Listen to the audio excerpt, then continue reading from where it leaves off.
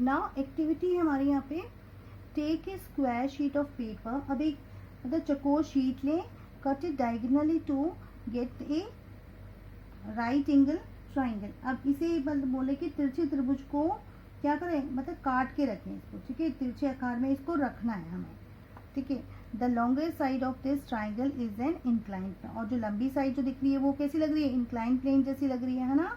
The colour this side red, और हम क्या करेंगे, अब जो लंबी वाली भुजा को एक क्या करेंगे, एक झुकाव वाला ऐसे बना लेंगे पहले, ठीक है। इस पक्ष को लाल रंग दे देंगे, यहाँ पे हम क्या कर देंगे, रेड कलर कर देंगे इस पे। Now wrap this paper around a pencil as shown in the figure, और इस पेंसिल में हम इसको रैप करेंगे ऐसे, ठीक है, जैसे आपको पिक्चर में दिखाया गया है, ठीक है। अब आप क्या देखते हैं, है ना, अब हम देखें what do you observe.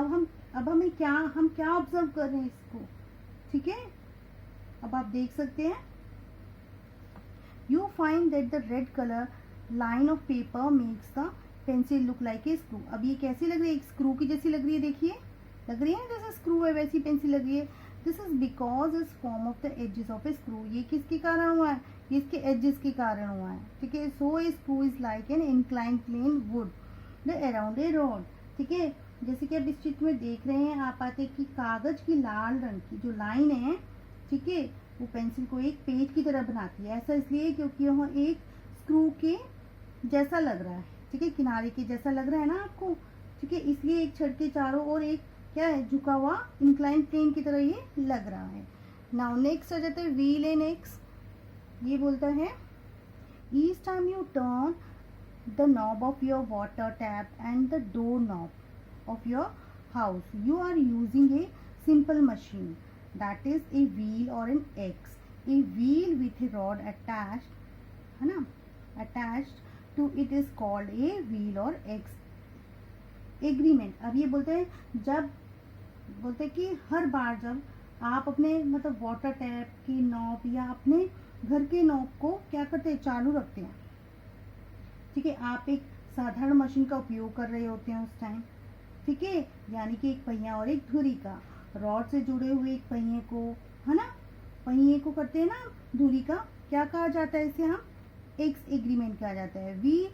When we turn the wheel the axle also turn, जब हम पहियों को घुमाते हैं तो दरवाजा भी घूम जाता है, या जिसको हम घुमाएंगे वो चीज़ घूम जाएगी। इन ए स्क्रू ड्राइवर, किसके कारण होता है, ये स्क्रू के कारण होता है। The thick handle work as the wheel and the thinner metal rod as the axle. अब ये क्या होता है, जब हम पहिए को घुमाते हैं तो वो भी घूम जाता है, जो चीज़ पे लगे रहता है वो ना, एक पेच थ्रेड हेल्ड व्हील के रूप में, और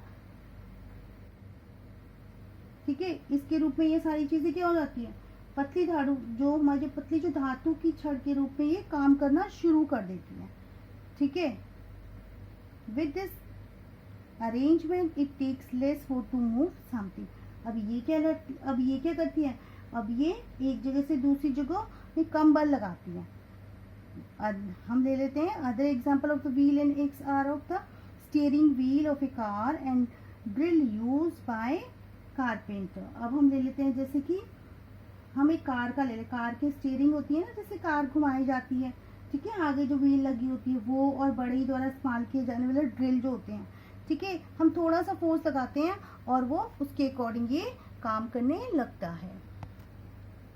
जैसे कि हम यहाँ पे आपको दिखाया गया, देखिए ये होता है हमारा, ठीक है, स्टीयरिंग यहाँ पे होती है गोल गोल जिसे हम घुमाते हैं, ठीक है, स्क्रू ड्राइवर हो गया, ये वॉशिंग मशीन हो गई, ठीक है, यहाँ पे एक्स हो गया, यहाँ पे व्हील हो गया, ठीक है ना।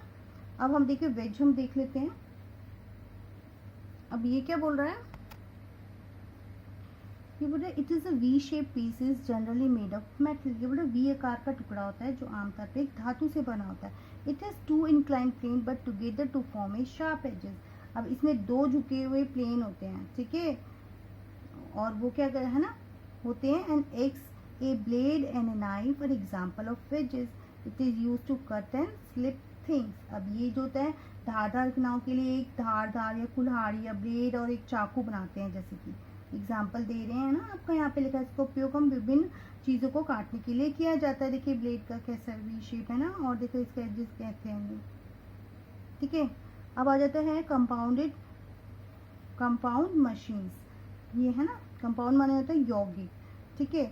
When you open a clock you find several simple machine inside it. जब आप एक घड़ी को खोलते हैं तो इसके अंदर बहुत सारी कई सरल मशीनें देखते हैं, कई पेचेस देखते हैं जिससे मिलकर वो बनती है। Similarly car, aeroplane, swing machine are also consist of several simple machine. इसी तरह जैसे कार, हवाई जहाज, सिलाई मशीन की कई क्या होती है, सरल मशीनें होती हैं इसके अंदर, ठीक है। बहुत सारे पेच होते हैं छोटे छोटे।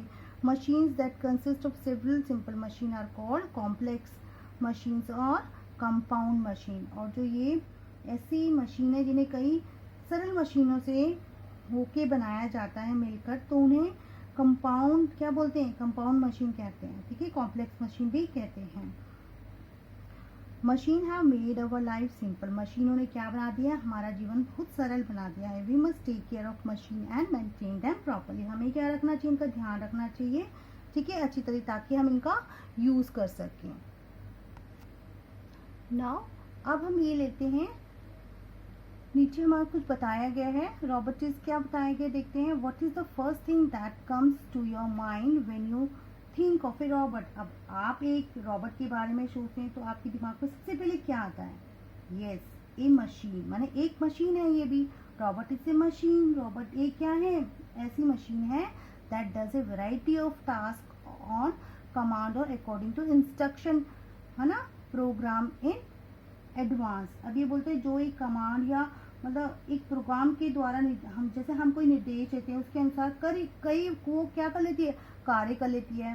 दे आर डिफरेंट काइंड्स ऑफ है ना, robots which are specially design to perform a particular task. अब ये बोलता है विभिन्न प्रकार के रोबोट्स होते हैं, ठीक है, जो एक विशेष रूप से एक विशेष कार्य करते हैं, ठीक है, पर्टिकुलर टास्क करते हैं। Robots are used in factory to perform different task, in hospital to perform surgery, in exploring space and ocean also। विभिन्न प्रकार के कार्य जैसे कारखानों में, ठीक है, रोबोट का उपयोग किया जाता है, अस्पतालों में किया जाता है, सर्जरी के लिए किया जाता है, सर्जरी ना उसके लिए किया जाता है, और अंतरिक्ष और जब महासागर की खोज में भी इसका उपयोग किया जाता है। ये robot has sensor for light, touch, pressure, hearing etc.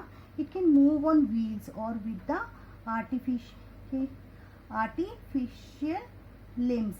It gets power from the sun, electricity और बैटरी। अभी बोलते हैं एक रोबोट में क्या होता है, प्रकाश होता है, स्पर्श होता है, दबाव होता है, श्रवण के लिए सेंसर होते हैं, ठीक है, सुनने के लिए यह पहियों पर, है ना, उसके भी लिम्स होते हैं आर्टिफिशियल लिम्स के द्वारा, ठीक है, आगे बढ़ता है। और ये सूर्य, है ना, और सूरज से बिजली या बैटरी के द्वारा ये शक्ति प्राप्त करता है, ठीक है, एनर्जी प्राप्त करता है।